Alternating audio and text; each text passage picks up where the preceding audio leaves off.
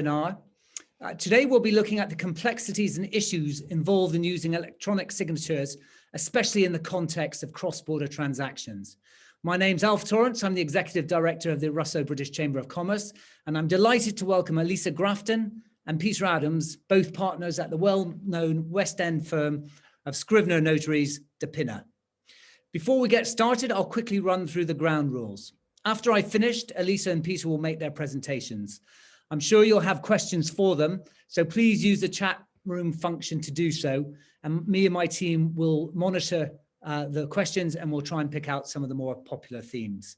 If you'd like to ask Elisa and Peter questions direct, please use the hand up function and I'll cue you to ask the question at the appropriate time. We will be recording the webinar, which will be posted on the website immediately after the presentations. If you'd like to follow up on any of the issues with either Elisa or Peter, their details are available on the website, or go to them direct, or if you prefer, come via us. Elisa, lockdown really brought to the fore the issue of electronic signatures, and businesses have found themselves hamstrung when they've not been able to physically sign documents. We're very much looking forward to hearing how companies can work around these issues. The floor is yours. Thank you very much, Alf. And Peter and I are delighted to be leading this webinar today. Thank you very much to the Russo-British Chamber of Commerce to providing this platform, because we do hope today to shed some light on this indeed very current topic. Things have changed dramatically over the last 15 months or so. I ought perhaps to start very briefly by defining what it is that we do professionally, and perhaps also to emphasize the angle that we are going to be presenting this webinar from today. So we're Scrivener Notaries, we're English lawyers that mostly engage in transactions which involve a cross-border or a foreign element. Therefore, our presentation today is going to have the focus of cross-border transactions, and we're going to be mainly talking about electronic notarizations, but actually more generally electronic document signings that involve that foreign elements. And so this is the angle which differs slightly from talking just about using of electronic signatures within the confines of this country. Well, talking about the confines of this country, electronic signings generally have been used very prolifically over the last many years. So this is nothing new per se. Perhaps what is new is the extent, the breadth, and the depth that electronic signings and electronic signatures generally have seen over the last just over the year. Mainly, obviously, have something to do with the start of the pandemic. We know that the common law system generally is very flexible, and contracts can be created in many ways. And transactions that are not required to be executed in a certain way, or certain types of documents that are required to be executed in a certain way, such as deeds, generally under English law can be signed electronically as well as in a conventional way with wet ink. So this is, again, the whole approach to generally allowing electronic signatures alongside conventional wet ink is not new. In fact, the Law Commission, which is the independent body that reviews the current laws in England and Wales and suggests reforms and reviews just generally their application to the current current situation in England and Wales, the Law Commission published their report back in September 2019, where they confirmed that that electronic signatures or that the law which allows for electronic signatures to be used is very sort of permissive of these to be applied just alongside their wet ink alternatives.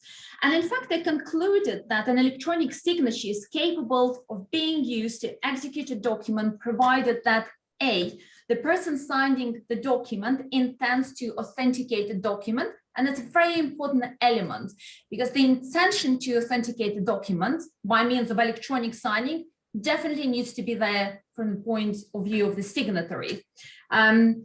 And so B, that the formalities, such as witnessing, any formalities relating to execution of that particular type of document have been satisfied. We will be talking later about the idea or the notion of the intention for a party to bind themselves or the company that they represent with the electronic signature, because this is a highly important element in this discussion. So furthermore, electronic signature, the Law Commission concluded, are admissible in evidence in legal proceedings.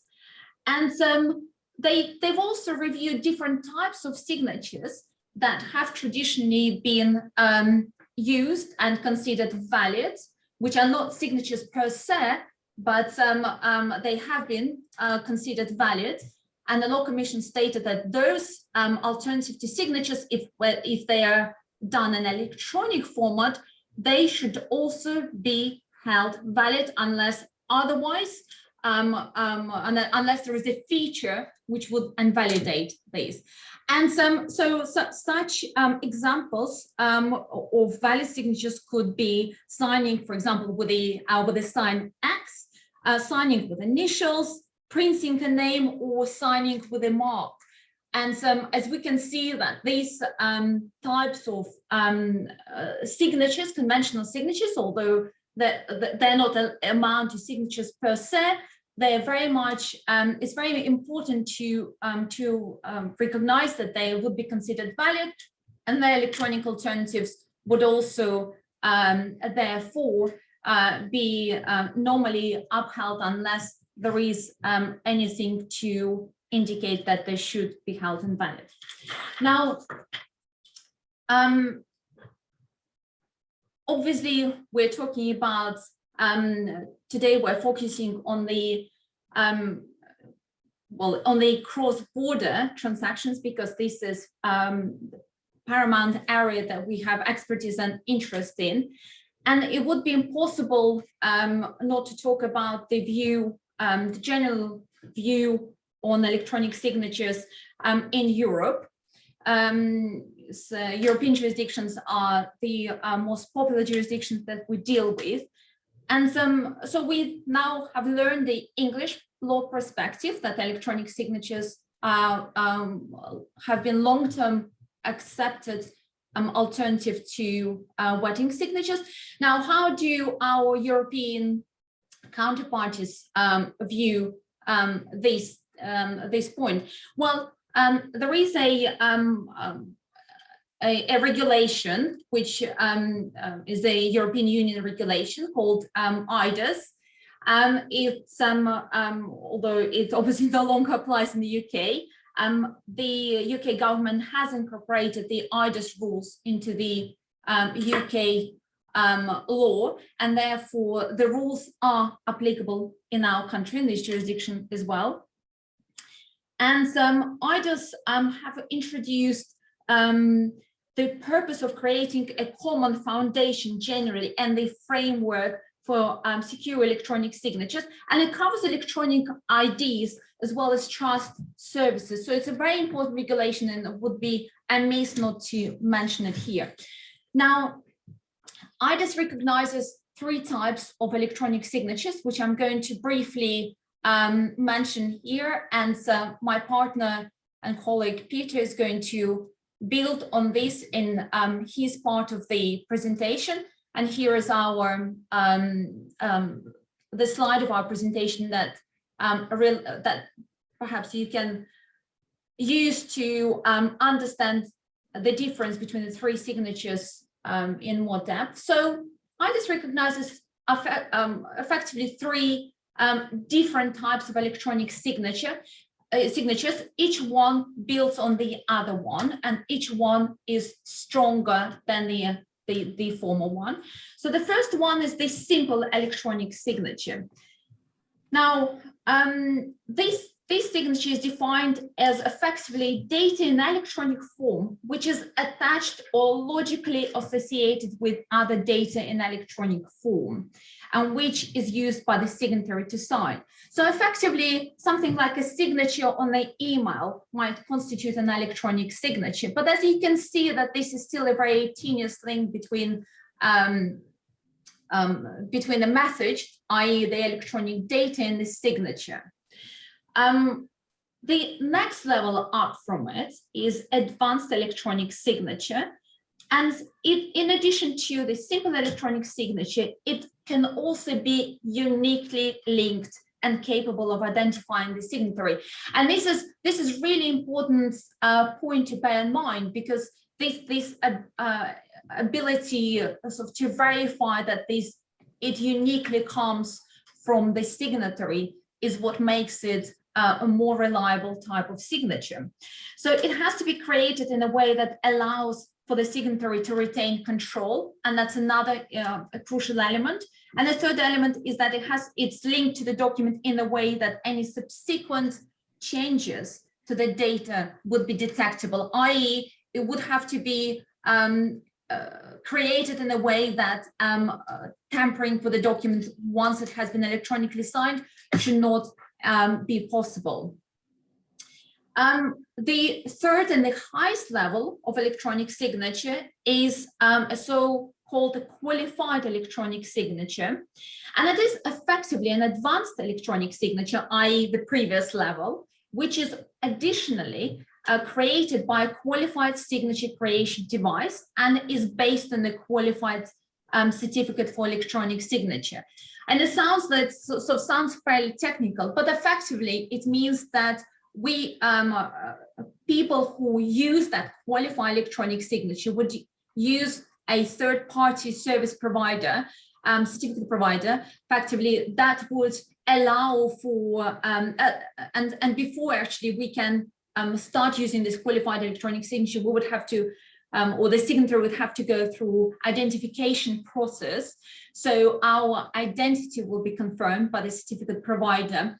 So once we have gone through those stages, it's the electronic signature, qualified electronic signature, is then sort of embedded in a document using the relevant blockchain technology, and the receiving party can be assured that the holder of the qualified electronic signature has it uniquely, it's uniquely identifiable and has been identified by the certificate provider, and not tampering with the documents is possible, or if it is done, it will be very evident. So obviously this is the positive use of the blockchain technology.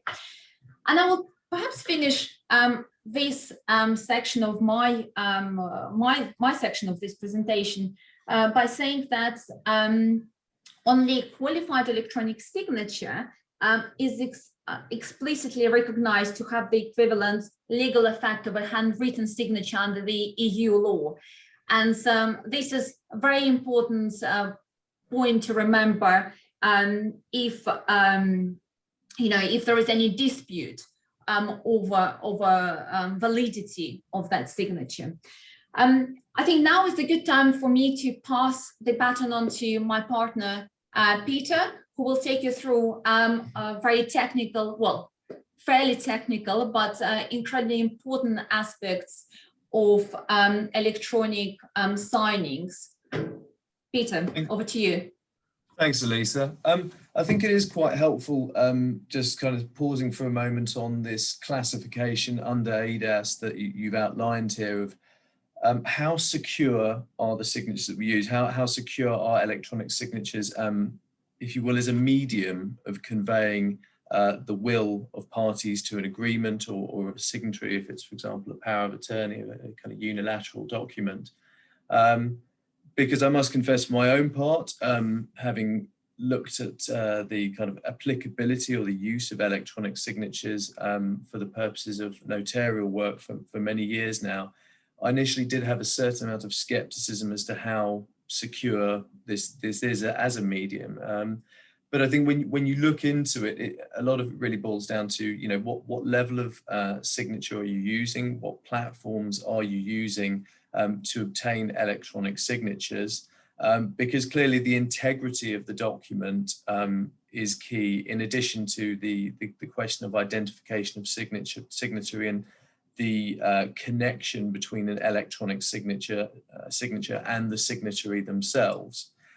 Whether that's established through, you know, the qualified electronic signature, whereby having obtained one myself, you go through a kind of identification process, submitting copies of your passport, having a video call with the trust provider or representative thereof, and then you're assigned this unique electronic signature. But there are platforms that you can use that ensure this, that ensure that a document is more than just, for example, a Word, an electronic signed document is more than, for example, just a Word document with a reproduction of a facsimile, you know, of somebody's signature attached to it, which obviously can be altered. You can add or, you know, remove text from a document, and that isn't secure at all. So for the purpose of this, I think I'll concentrate the two kind of market leaders from what, you know, certainly the two products and providers that we concentrate on at Pinna when rolling out our kind of e-notarization processes were Adobe Sign and DocuSign. I mean, in terms of the commonality between the processes, both platforms allow an account holder to send out documents for signature to signatories' email addresses. And you can opt in for either a simple electronic signature, which is sent to the email address, as I've mentioned. You can password protect it if you wish to add further layers of security or two-factor authentication. You can also send them out for digital signatures, so either qualified electronic signatures or advanced electronic signatures if you so wish. But both platforms at each stage of the workflow lock the documents to ensure the integrity of them. So after each, upon the document leaving the account of the person sending the document out for signature, the document is locked. It cannot be altered. Likewise, after each signature is added, the document can't be altered.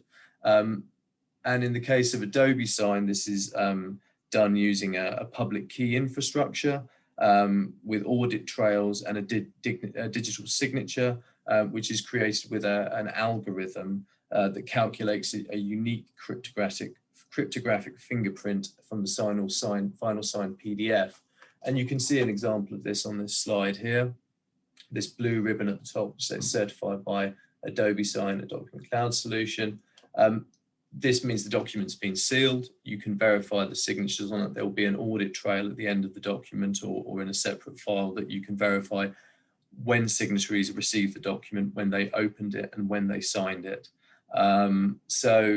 It's obvious if there have been any changes made. If, for example, somebody printed off this document as a PDF, then rescanned it as a PDF, it would be lacking this this blue ribbon at the top and this electronic seal that essentially guarantees the integrity of the document.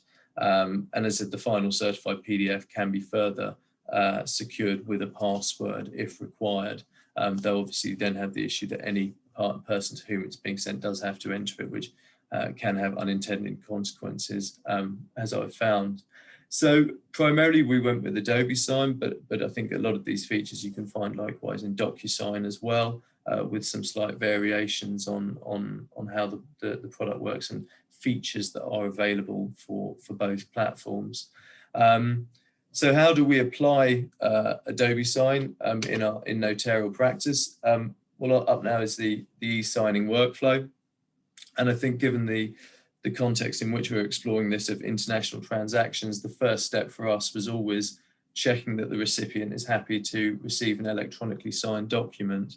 And I think this is reflected in reports from I think the City of London Law Society many years ago, and also in the Law Commission's report that where dealing with international transactions, or where a document requires notarization or apostille, and we can touch on that later on, it's always prudent to confirm that the recipient jurisdiction is happy with the concept of electronic signatures and consider not only the question of the formalities of the place of execution, which, as Elise has already outlined under English law, is relaxed about the use of electronic signatures. This has been endorsed.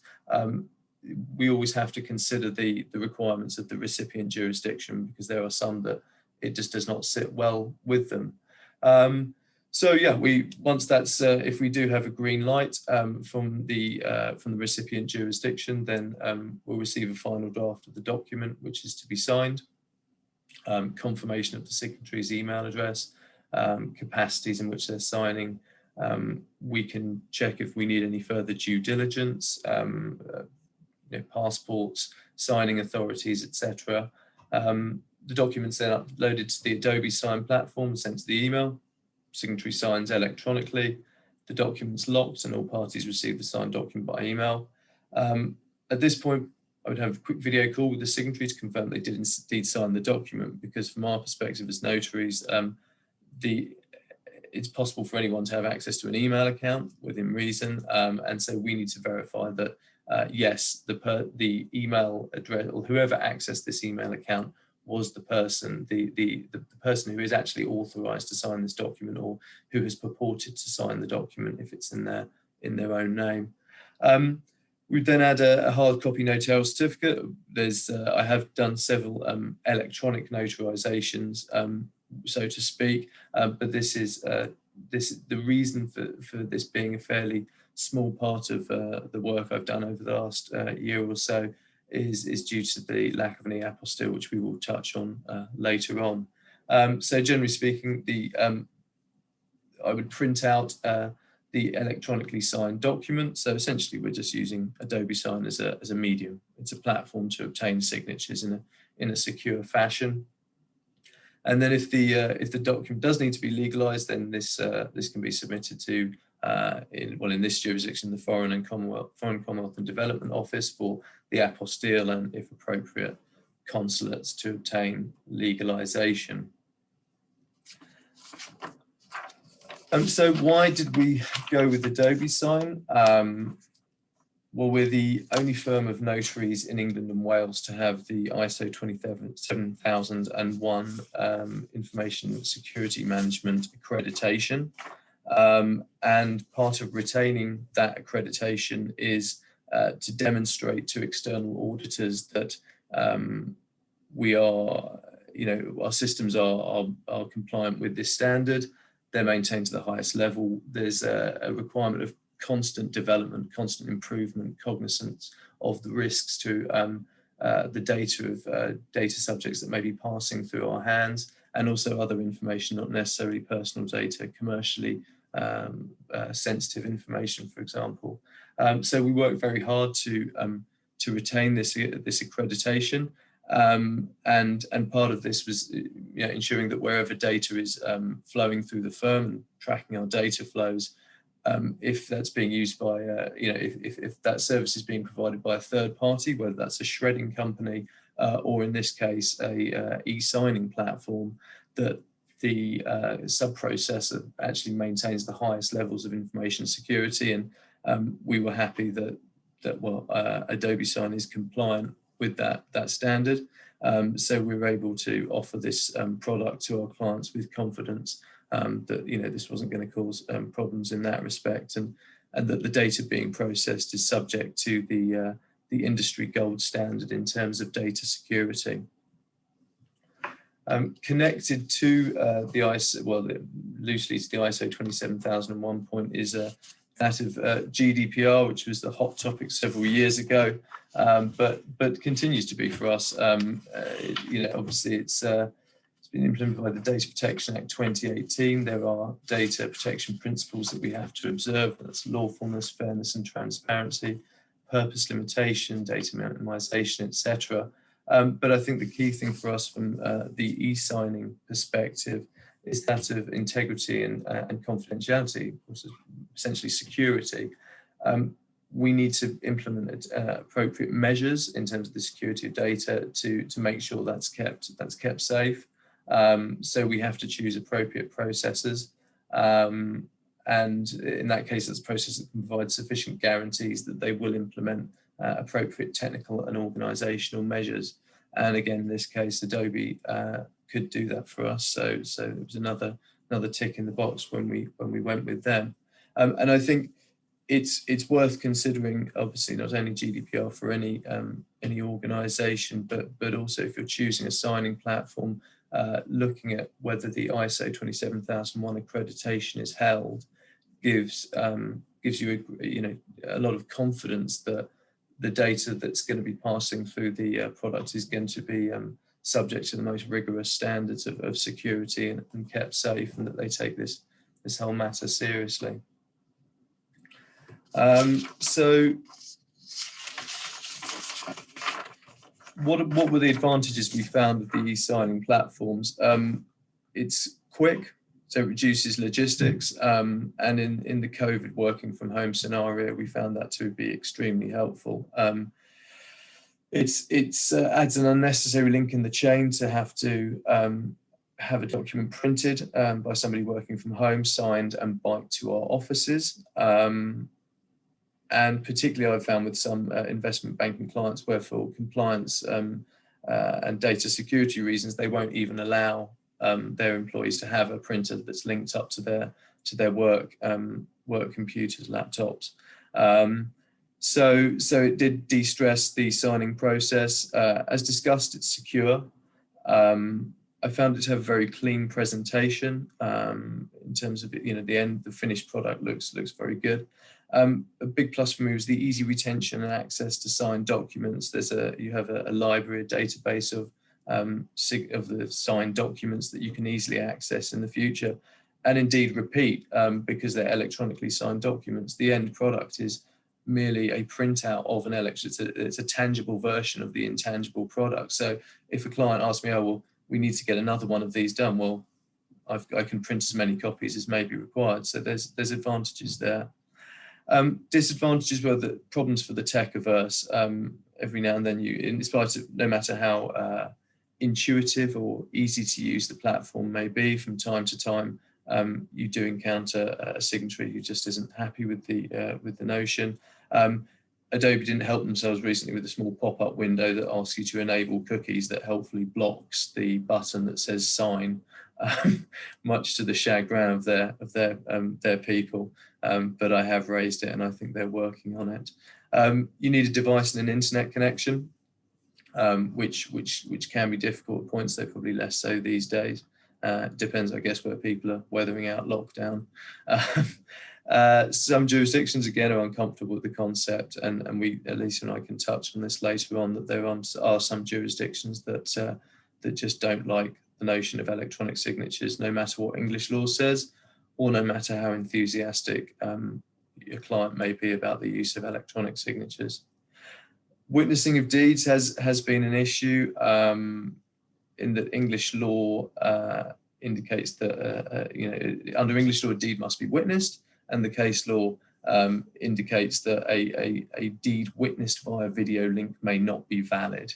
As notaries, we don't like to deal with maybes, so from our perspective, there needs to be a witness in the room when a signatory signs a deed, and that can create an issue with the use of loved ones as witnesses, because in a working from home context, the witness is most likely to be somebody, a relative or somebody close to the signatory.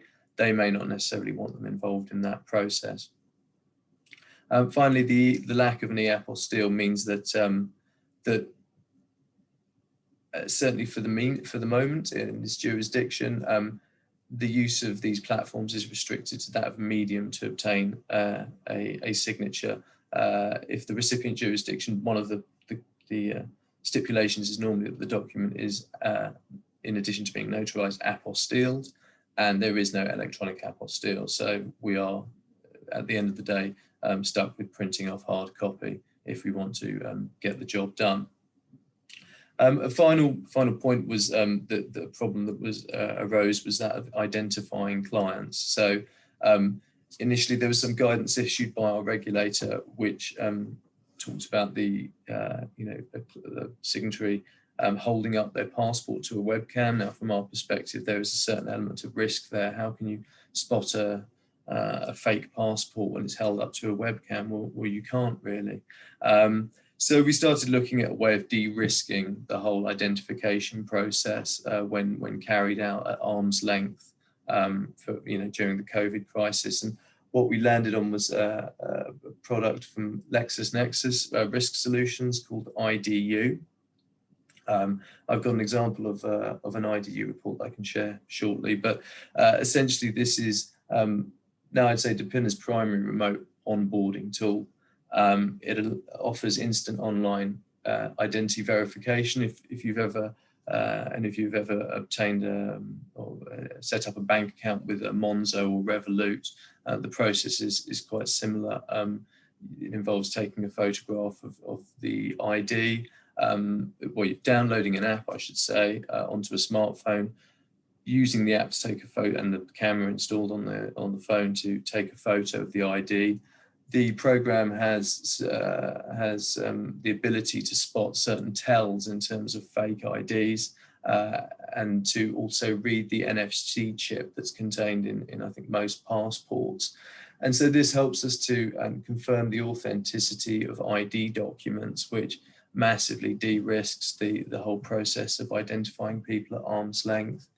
It also quite helpfully for us because we have professional obligations as notaries in respect of money laundering, etc. It carries out KYC checks, so anti-money laundering, politically exposed persons, etc.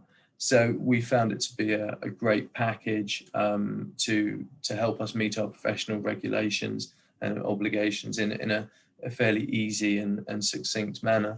I'll just try, I'm hoping this will work, but I'll try and share the result of an IDU search. Is this coming through? Excellent. So this is the output of a IDU search. So there'll be a reference. We have the name of the subject, their date of birth, their address.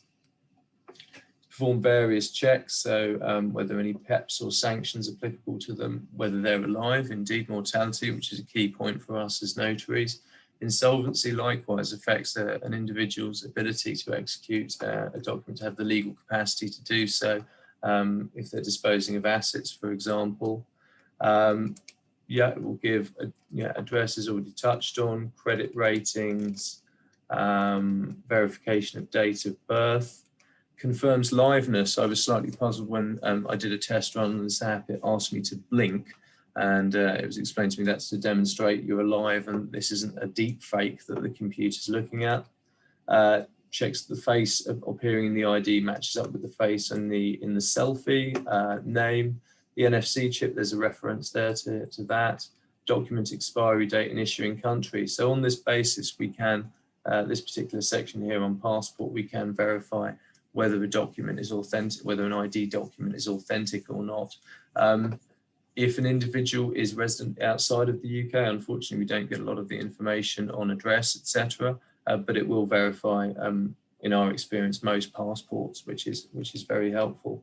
We'll also highlight any PEPs or sanctions, etc. So yeah, it's a very useful tool. In terms of identifying clients and signatories.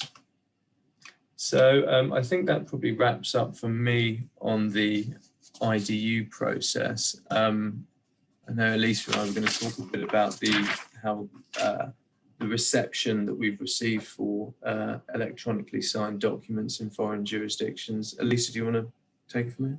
Yes, thank you very much, Peter. I will indeed talk a little about Russia, because of course this is a jurisdiction of much interest to our audience. But before I do so, I want to touch just in a little bit more depth on the points that Peter has already very helpfully mentioned. So, and these are two really practical, in fact, aspects that we have queries about quite often in our practice. One of them relates to witnessing, specifically witnessing of deeds. if anyone in the audience, either in their personal capacity or corporate capacity, have ever been asked to sign or needed to sign a document in the form of a deed, and normally, well, most obvious example would be a power of attorney, either signed on behalf of a company or in their personal capacity. So under English law, powers of attorney need to be executed as deeds, which means that there is the essential witnessing requirement. Now, there isn't a day that passes without someone asking whether witnessing can be done over a video call. And indeed, it's a reasonable question to ask, because if we're talking about the expansion of virtual signings, electronic signatures, you know, what is the issue with witnessing, literally watching someone to execute the documents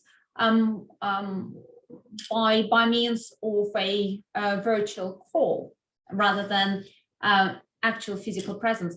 Now, the Law Commission report that I have already mentioned earlier has very helpfully shed the light on this topic, and they have confirmed that the physical requirements of witnessing is indeed still essential, which means that even if a document is both signed and witnessed electronically, which means that the main signatory electronically signs a deed, and the witness also electronically subscribes underneath or next to the signatory's, the main signatory's signature. Even if this is the case, even if the signatures themselves are fixed electronically, the witness still has to be within physical proximity and well, have a clear sight of the signatory. So the witnessing effectively must be done in physical presence of both the signatory and the witness. And this is this really very simply answers this very common question from our clients. Now, the Law Commission have also undertaken to review in the short to medium term the law on deeds and the absolute requirement on the physical presence of a witness. But to date, we know that there is the case law, which plainly shows that if this requirement has not been complied with, then a deed for that reason would not be considered valid. The other point that I wanted to mention in relation to video signing or signing using video call is assessing remote capacity. Peter very helpfully talked about the actual algorithm of how electronic signings work in our practice, but there is still a very important element about verifying the signatory's intention to be bound by the document either personally or in their corporate capacity. Now, how do we assess that mental capacity for someone who is not physically present to want, to have the intention to be bound by that by their action? And it goes without saying, this is times more difficult to do this virtually than to do this during a physical meeting that we as notaries more often accustomed to. Really, we only have guidance. There are no strict, rules that we have to go by. But the guidance is that we very much still have to go on use our professional intuition. And obviously, it's easier for those of us who have been practicing for 15, 20 years, for example, as most of the partners at the firm, than someone who is a newcomer to the profession. But speaking from the personal perspective, I try and consider non-verbal cues as well as what the person would be saying. Obviously, I'd make sure that they understand the contents of the transaction that they're that they are approving, that they're signing on, and also that they intend to be bound by their signature. And generally assessing the general circumstance, I would need to come to a conclusion that there is no undue influence, that there is effectively the person is not being pushed into signing. But this is a topic that probably will remain quite current for some time. And in fact, the more the virtual signings are going to progress, the more common they're going to become. I think the more this question of assessing capacity is going to be higher on anyone's agenda who deals or verifies or certifies electronically signed documents. The last part of our presentation today is going to be dedicated to the way that Russia and a couple of other foreign jurisdictions view electronic signatures and their general acceptance or general preparedness to accept electronically signed documents. And I have recently spoken with my colleagues from the Russian Federal Notarial Chamber, who have confirmed to me that they, that generally it seems that Russia is very open to embracing in wide terms the positions under the ADAS regulations that I talked about earlier. And so, for example, Russia recognizes the difference between simple electronic signatures and qualified electronic signatures.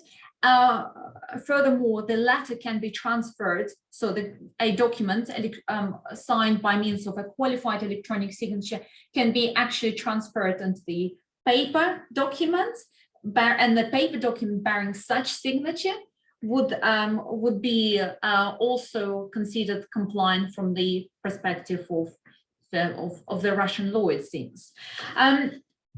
The general acceptance of electronic signature in Russia appears to be subject to this concept of verifiability.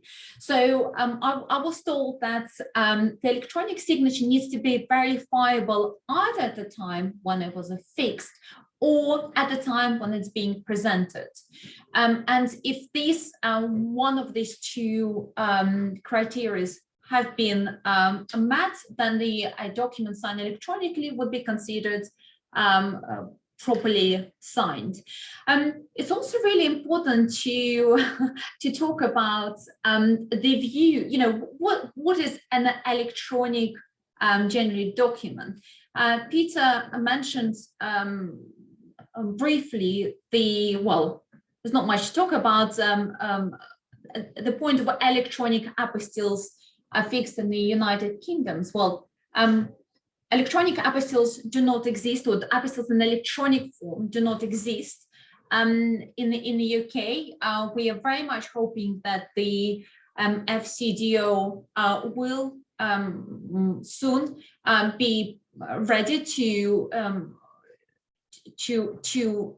apply those, but at the moment they do not exist, and that indeed, as someone who deals with cross-border transactions, that really limits what we can do in terms of legalization. Now, in Russia, a document, an apostille, the apostille stamp, which was affixed in a paper format, but later scanned and transferred into a PDF file, is going to be viewed as an electronic apostille and therefore accepted, again, as long as it can be verifiable. It's a really important feature because, and also difference in the interpretation of these terms that we use. So perhaps it's always worth actually checking what does the receiving jurisdiction or receiving party, what do they see as electronically signed or electronically issued documents, because there are also a few interpretations in this sort of the spectrum of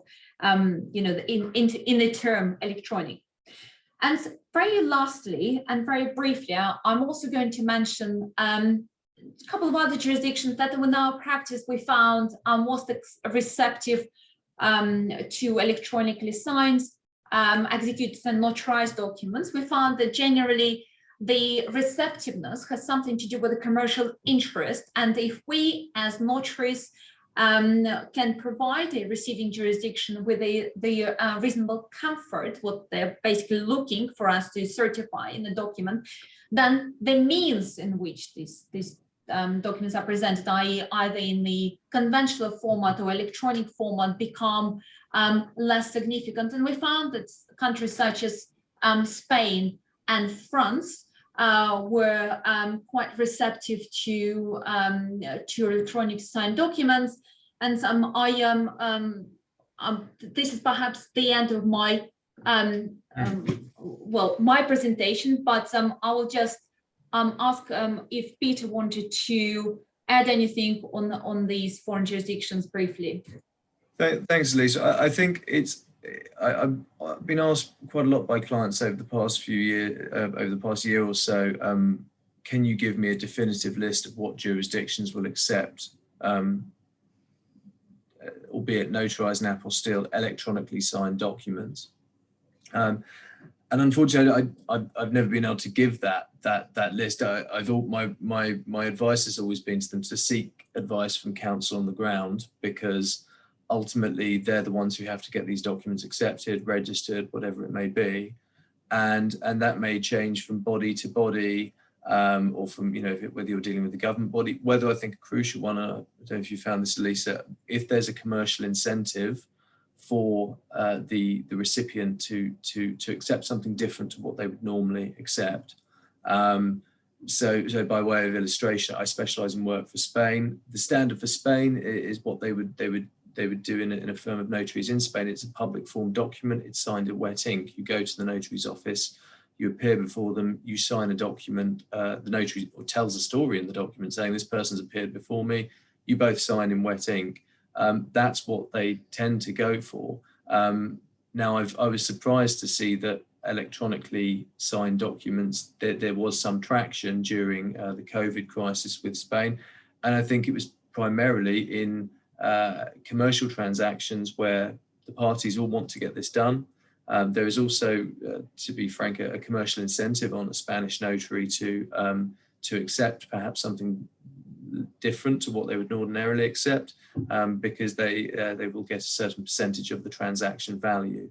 And so I found that the Spanish notaries powers of attorney destined for Spain were most likely to succeed when electronically signed, albeit again with notarial certificate confirming valid execution under English law, where there was an incentive on the party to accept this format.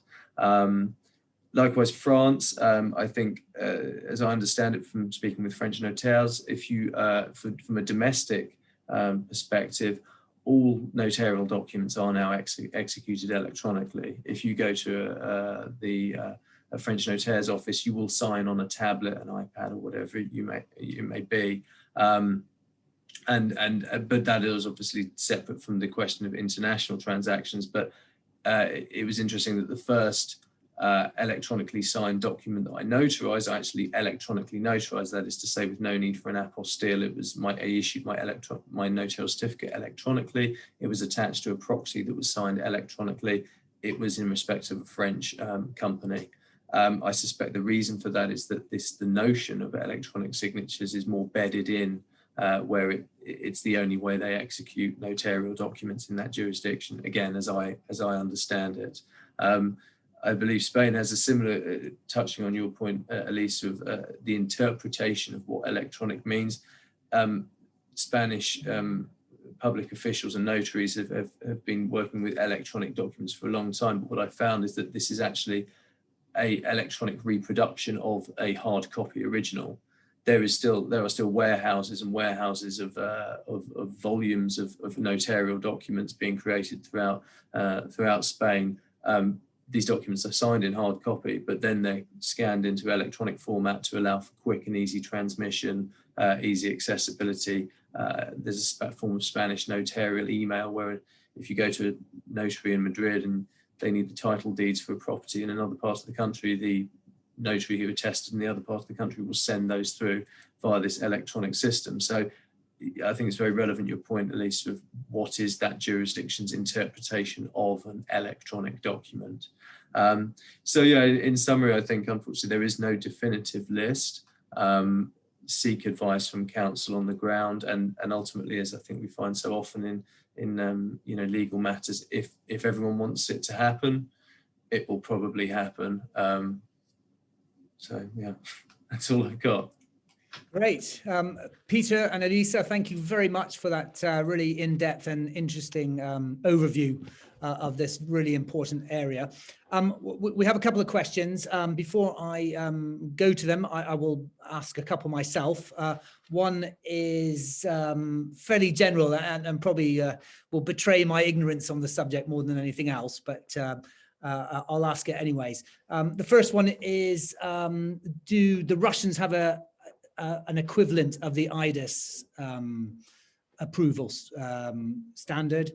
And my second question is, do you see, we hear so much about blockchain and the beauty being able to sort of, it being absolutely a unique identifier. Do you see that transforming this area of electronic signatures? And I'm not sure who wants to take those, but those are my starters for 10. Thanks, Alf. I'll take the first one, and perhaps Peter can take the second one. So in Russia, as far as I understand, that there is a legislation that deals with electronic documents. I mean, as you know, I'm sure better than many of us, Russia generally strives to be very technologically advanced, the general digital exchange of documents is fairly well developed in Russia. In fact, I often admire my Russian colleagues on their ambition to, considering the 11 time zones, and their admission to use and practice electronic, or as they call it, sort of distance signing. So there is a legislation, but as I've mentioned, Russia generally accepts the types of electronic signatures. So they distinguish between a simple electronic signature and qualified electronic signature. And it seems that although the term electronic does not always align with what we might imply, there are general parallels. And so when I spoke with my Russian colleagues, I found that we generally spoke the same language. So it's very interesting to see that they, that they're definitely not holding back in sort of letting these trends for electronic and virtual signings to develop. Peter, I'll probably ask you to comment on the second question. Yeah, happy to. So obviously the whole blockchain question has been a very hot topic of recent years, and no surprise to say that it's particularly so in notarial circles. Unfortunately, I wasn't able to attend a conference in, I believe it was Salzburg or Vienna some years ago, called iNotar, where the topic of blockchain was fiercely being debated. There was some concern from my confrères, civil law confrères, in respect of what it could do to their kind of profession, etc. I think there's several things to unpack here. I mean, in terms of the use of blockchain contracts to affect certain agreements, yeah, absolutely. I can see this moving in. I do wonder though, when you look at certain civil law jurisdictions such as Germany, such as Spain, such as Italy, the role of the notary in those jurisdictions of this, if you will, a guardian of legal documents, and a lot of these documents secure rights over large amounts of real estate. A lot of my clients are investment banks. If you're an investment bank and you want to secure a loan being made and it's over real estate, are you going to be the one to take a punt, if you will, and try and secure that in respect of just a blockchain contract, or are you going to go down the traditional route that has been established for hundreds of years, where the documents are signed in front of a notary, the notary registers them at the property registry. I think for certain transactions that it would require a huge amount of change in order for blockchain contracts to be used for these higher level transactions. In terms of our role, I also wonder, whilst blockchain can provide the solution to a contract that cannot be altered whilst being sent amongst parties, how do you still ascertain these questions of these legal questions of competence, which Lisa's already touched on, legal questions about the execution? Has this document been validly executed, which as scrivener notaries is what we're often being asked to do. If an English company signs a blockchain contract, how does the recipient know that the person who signed it was actually authorized to sign it, that the document's been validly executed, it's binding on the company? How can they establish that? The document, you may be able to easily establish that the contents of the document have not changed, because there are millions of computers worldwide who hold a copy of this contract. So, and forgive me if this is a very kind of crude view of how blockchain works, but how do you ascertain these key questions? And what I've always felt on this topic is that for us as notaries to perhaps position ourselves as guardians to blockchain in a way of giving, as we have done for oldest branch of the legal profession, comfort to those relying on documents, that yes, the persons who entered into these documents did actually sign them. They knew what they were doing. If they were representing an entity, they could actually represent that entity. The entity exists; it's not in liquidation. I don't know how blockchain solves these particular issues, and likewise with for example, the qualified electronic signatures that Elisa expanded on earlier on. Having gone through the process of obtaining qualified electronic signature, yes, they've identified you, and that identification is linked to your email address and your electronic signature. But how do you, again, solve those questions of, if they're signing on behalf of a company, are they authorized to do it? Yeah. It's been validly executed. So I think these are all questions that are still, for me, up in the air on blockchain. And whilst I can see change coming, I don't see it moving particularly fast. Thank you very much, Peter. We have time for one last question. I've asked Jameson first, and if he wouldn't mind asking it himself, so he'll address you personally. Jameson, over to you.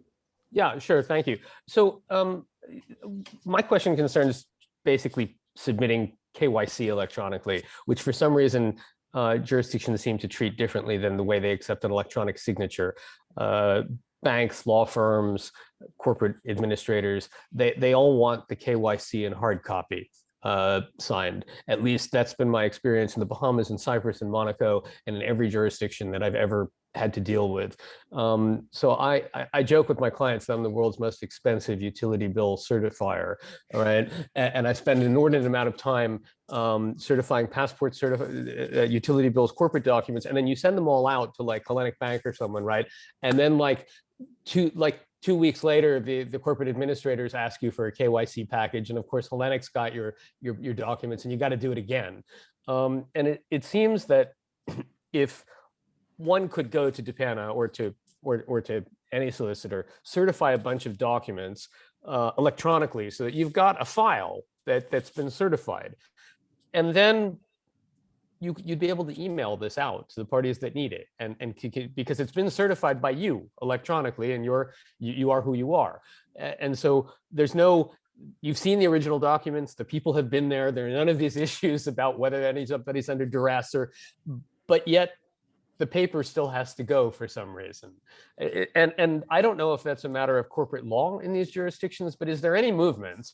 And we might as well start in this jurisdiction. I mean, I would like to see banks in the United Kingdom accepting, not having to get the original utility bill and not having to get the passport, and accept the file either mailed by the client but certified electronically by you, or if it adds greater comfort, coming directly from you, certified by you. But is there any movement to get this done so that we go back to being more, I'd like to be more of a lawyer and less of a certifier myself. I'm happy to have you certify it, produce the file, and send it out. So that's my question, basically. Is there any movement among countries to start accepting electronically certified packages of KYC so that we can essentially send the same file out over and over again during that 90-day window that we have, right? I think we certainly offer a service to our clients where we've either verified a passport or a form of ID via remote means, or whether we've actually seen the original in the past and the ID is still in force. We can issue copies of that document, subsequent to seeing it. However, we have to be somewhat circumspect in the wording we offer, because you can't imply that you've seen an original passport 3 months after you actually saw it. No, I guess my question is somewhat different, though. My question is, if everybody's willing to accept documents that have been certified in the last 90 days, really what I want to do is I want to come into Pinna and have you certify everything. And then I want to be able to call you tomorrow and say, hey, somebody else needs exactly that electronic thing. You don't have to certify anything again. You just need to take that PDF file and send it to another party. You've done the certification. You don't need to change the wording. You don't need to change the date. Why? Hellenic doesn't care if you certified the documents last week. So you certified them for another client last week. I want to send the same package to somebody else. I don't want originals. I don't want the only purpose of the originals is so that you saw them and that you certified them. Once you've done that function, I don't understand why anybody needs the original document and why that electronically certified file from you can't be used over and over again until the 90 days passes. I guess it's down to the acceptance by the recipient. If you're asking, can I reissue multiple copies of something I hold on file? Well, if you ask me to issue 10 copies of a passport and driving license, all bearing the same date, I'm happy to do that. Well, I guess what I'm asking you is if you make a PDF today, which you have in your file, and and the banks agree that they don't need the certified piece of paper with the Pinna signature. What they need is they need the electronically signed document that somebody at the Pinna has signed, right? You should be able to email that document, not just today, but tomorrow and the next day, over and over again, because you've performed the service. You've electronically certified it. And so essentially what I'm asking for is, I think the next step that this should be taken to is that no paper needs to move, that the paper only moves one place, to your office. Once you've certified it, you produce an electronically certified PDF. There shouldn't be any paper coming. I mean, there shouldn't be any need for paper coming out of your office at this point. There should be what the service, the better service is providing people with a PDF file certified by yourselves, or holding that on file with yourselves and sending it off. But that's what I'm saying. I mean, I think that it would be, I don't know if anybody's the recipient, doesn't it? Is the recipient willing to? I'm happy to certify ID documents electronically, as you suggest. I can issue an electronic notarial certificate attaching PDF copies of ID documents that I've seen. I can issue, that can be issued under my qualified electronic signature, which Elisa touched on. It's bearing my seal of office. The Adobe file that you'll receive will have that encryption seal on it to show that it's been. The question is whether who you're sending it to is going to go with it. Now, I have encountered 1 or 2 examples where they will. Sometimes they want it in hard copy. Sometimes they want it apostilled, in which case, again, there's no, as Ulysses pointed out, there is no electronic apostille here. I've encountered it for Belgium and some US states like Delaware, I believe, has an e-apostille. It's really down to the recipient as to how much they're going to ask for. So my question was, could we in the UK, I mean, since we're in the forefront of so much, I'm not saying that sarcastically, I would love, I don't know if you have any interest in doing it, in actually getting a law passed that this type of certification is acceptable in the UK, that if Pinna or other people were to electronically certify the utility bills and the corporate documents, that file has to be accepted as though it were an original. There's no reason not to do that in this country, and there's no reason not to start in this country. Jameson, I think that your comment, or you present as a question, but I think it's a very valid comment, and in fact a suggestion in itself. I think that this is, coordination when it comes to electronic and certifications, absolutely required. I genuinely could not agree with you more. And I think there are so many situations that where we're missing the trick, of using the tools which are at our disposal to make the whole document exchange considerably more effective and efficient. As Peter pointed out, we are very sort of progressive thinking. If there is an idea that can be executed whilst in compliance with our regulations, that we will take it on board, we will consider. But I think that you've made a very valid comment, which I think would be interesting for us. Let's see how it develops. But I think comment is that coordinated approach within the confines of this jurisdiction absolutely is needed. Is going to benefit lots of parties.